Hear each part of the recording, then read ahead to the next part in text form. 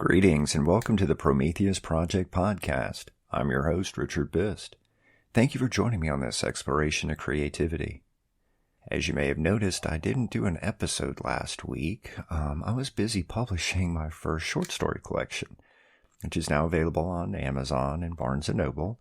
Trying to get it on the iTunes bookstore, or Apple bookstore. Going through the hoops on that one. But if you're interested, the collection is called Dark Journeys by Richard Bist, and best part, it's only 99 cents. So check it out if you get a chance. Okay, so I had this conversation recently that got me thinking. Do you have to be crazy to be creative? There's a stereotype associated with artists and creators that we have to be somewhat off balance in order to tap into our creativity. When you think about it, all stereotypes have some grounding in reality, so yeah, there are quite a few examples of artists who are a little nuts. We have alcoholics, manic depressives, self-abusers, drug addicts, and a fair number of suicides. Looking back over the history of art, well, one could legitimately claim that the stereotype is, well, legitimate. But I sort of disagree with this claim. I say sort of because there's a caveat. What I mean is, everyone's a little crazy. Seriously, we all have psychic baggage that we carry around with us. Those childhood traumas, self-esteem issues, depression, anxiety. No one is completely immune. Anyone who says they're perfectly normal is lying, and is probably more nuts than the rest of us. There's also the fact that creative types are known to be compulsive. This isn't necessarily a bad thing. All it means is that we have a need to create. A compulsion. And that's really not any different than someone who feels a need to exercise or weed their flower beds. There are also compulsions that can be carried to extremes, but I don't think having a need to paint or draw is anywhere near those debilitating areas. We simply have a need to express ourselves, share our ideas and our imaginations. That's not a stereotype. That's just being human. But yeah, we artists can have issues, and yes, those issues can stimulate our creativity, be a source of inspiration. We see and hear things in our heads that no one else hears or sees. Our minds work differently than people who don't embrace their creativity. Now, I won't say non-creative people because I think that everyone has the ability to be creative. We all have some talent to write or draw or sing, take an amazing photo. It's just that some of us are more proactive when it comes to accessing the creative sides of our brains. That's what sets us apart. And why do we have that ability? Because we often use it to deal with our issues. As long as we're working, creating, making something, then we have an outlet for our problems. We can lose ourselves in our work, forget about the unpleasantness of the real world. That's a good thing. It's helpful to get lost in our imaginations every so often. If you're like me, you can get into a zone while you're working on a project. The world just falls away, and you forget about your worries and your struggles. Or maybe you pour all that into your work. You know what I mean? Like if you have anxiety, for example, and you paint. So you transfer that anxiety from your head onto the canvas. Art therapy is a real thing and has positive results. Not all of us get into being creative because we have issues. There are artists who are more quote-unquote normal than the rest of us. More often than not, people get into being creative because that's what they like to do. They find they have a talent for something and explore it. I think that the stereotype of crazy artists exists because crazy gets more attention than non-crazy. If you're standing on a street and two people walk by, one's simply scrolling on their phone in their blue jeans and t-shirt, while the other one is carrying a 1980s boombox and is dressed in a rainbow ballerina tutu, well, which one do you think you'll remember? Well, look at Hemingway. He was a man's man. He traveled all over the world, experienced all the manly things, bullfighting, war, deep-sea fishing, big game hunting. He was known as a womanizer and a heavy drinker. And in the early part of last century, that was all considered admirable traits. He was a fighter, a hunter, a gambler. And yeah, he was also a famous author. So when he stuck the barrel of that shotgun in his mouth and pulled the trigger, people were shocked. It came out that he suffered from depression, had gotten electric shock therapy. He also suffered from paranoia and weird delusions. He had some serious mental health issues, so it's no surprise that his suicide, his mental problems, all tied into that crazy artist stereotype. Of course, you can spend hours listing all the artists that were known for their craziness. Lord Byron, Van Gogh, Sylvia Plath, just to name a few. They were colorful figures who were known as much for their art as they were for their excesses and their issues. But is that really what artists are like? No, not necessarily. Artists are no different from any other group. You can make the same claim about, military personnel. Who would willingly put their lives in danger? Like a police officer even, or other emergency personnel. What about athletes? You have drug abusers, spousal abusers, and a fair number of suicides in that population. I could go on, but I won't. I imagine you get the point. I think that claiming you have to be crazy to be an artist isn't fair.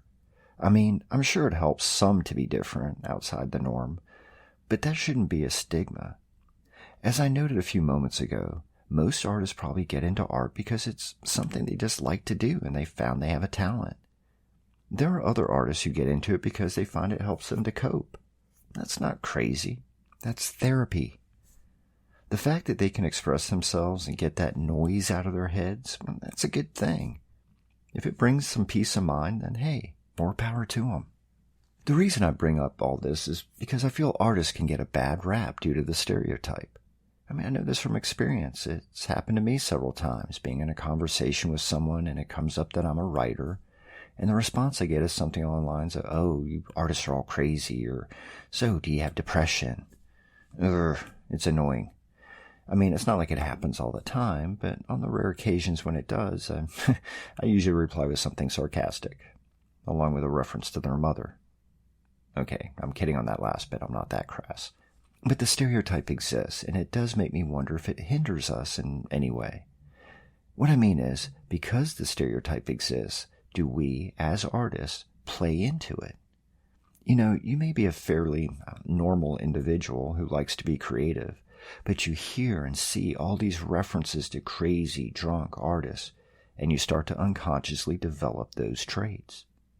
And if that's indeed true, then how does it affect our output? Do these inherited issues help us become more creative? Less creative? I know that it's possible for people to pick up traits and habits from others. It's like when two people are in a relationship for a long time. They often pick up some of each other's mannerisms, speech patterns, things like that. Taking it a step further, it's like having that terrible parent or sibling that constantly tells you that you're worthless over and over again. Eventually, you begin to believe them and act the part. I think the same thing can apply here. If you're constantly being told that artists have to be a certain way, there's a good chance you'll begin to behave in those ways to fit into the stereotype. Personally, I think that's a bad thing. We're all individuals with our own unique personalities, our own unique histories, hopes, fears, dreams, desires. This allows us to be creative in our own unique ways. No two people write the exact same way, or paint the same way, or sing the same way. That's what makes us artists, the way we express ourselves in our mediums. Attempts to put us all under some generic descriptor is offensive to me. Why? Because I think it can jade young artists, new artists who don't know any better. They think they have to act a certain way, think a certain way, when in fact all they have to do is be themselves. It's hard enough when you're starting out, trying to get your footing. Fledgling artists are usually unsure of themselves and they need support and encouragement. They don't need to be told they're crazy. On the other side of the coin, there's the fact that there are some artists who do have issues. That's probably why they got into art, as a way to get the noise out of their heads. So it seems to me that propagating these stereotypes is doing them a disservice. They're using art as a way to cope, to work things out, to express their depression or anxiety or addictions. Calling them out can embarrass them, make them self-conscious. That's unfortunate and mean.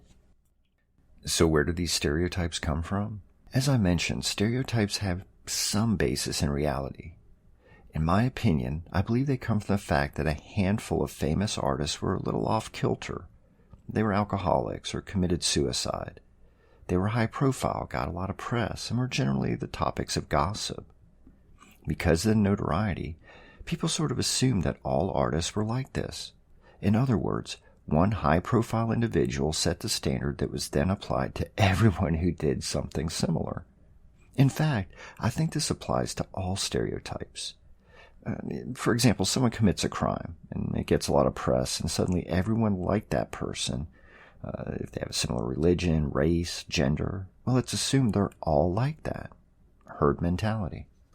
But I also think that jealousy and fear play into this. It may sound silly, but there are people who are jealous of other people's talents and successes. I can't explain why, but I've seen it happen. You create something, you're really proud of it, and you show it off. But there's that one fool who has to say something snarky or mean, or who dismisses your efforts. I think that's generally due to them being envious.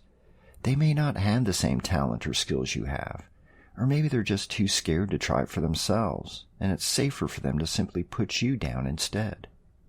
Categorizing people as crazy or troubled or saying they have issues, regardless of whether or not they actually do, is simply them trying to tear others down. But still, it can get into your head.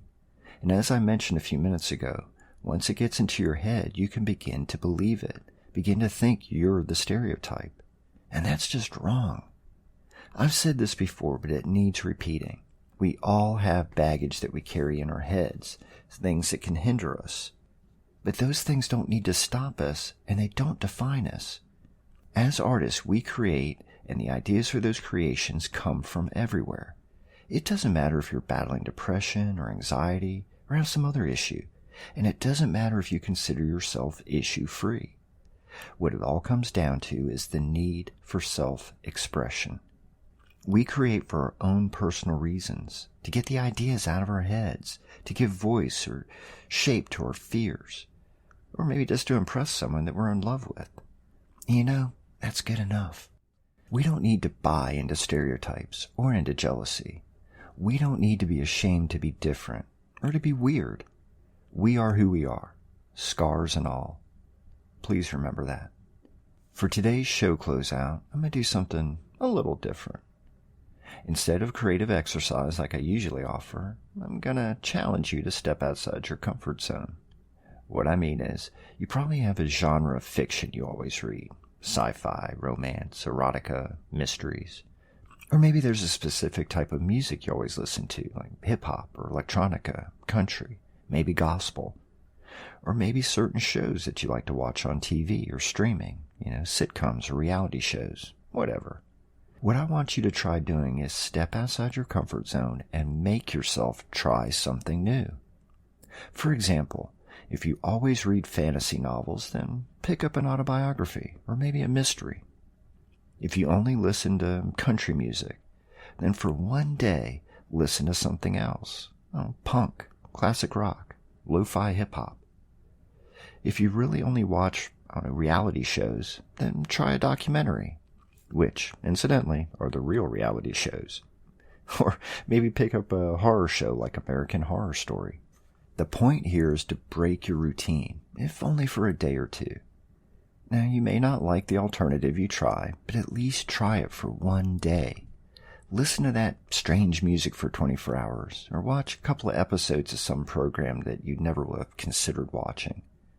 I think you may find it makes your mind work a little differently for a while. Maybe it'll give you some new ideas, new perspective. Every so often you have to shake things up so you don't get complacent. Well, I hope you enjoyed this episode. If so, please drop me a line through the contact form on my website or catch me on Twitter. And the tip jar on my website, richardbist.com, is always open for a few spare coins to help with the hosting costs.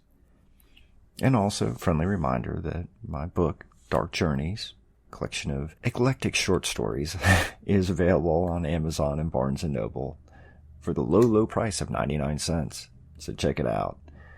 I hope you have a creative day. I'll talk to you next episode. Cheers.